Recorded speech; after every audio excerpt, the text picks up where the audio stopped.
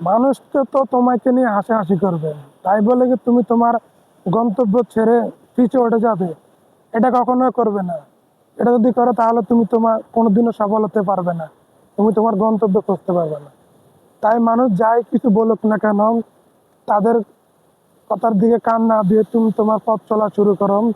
দেখবে ঠিকই একদিন তুমি তোমার গন্তব্যে পৌঁছে যাবে, তুমি তোমার সফলতা একদিন ঠিকই পাবে। ওই দিন যারা তোমাকে নিয়ে হাসি ঠাট্টা করেছে, তারা একদিন আফসোস করবে, যাকে নিয়ে এত হাসি ঠাট্টা করেছিলাম আজ সে সফল, আর আমরা আমাদের জায়গায় পড়ে রইলাম। ওই দিন তারা আফসোস করবে। তখন তুমি তাদেরকে তুমি যদি জবাব দিয়ে দিতে তোমাকে হাসি ঠাট্টা করার কারণে, তাহলে তারা আজ বুঝতে পারতো না।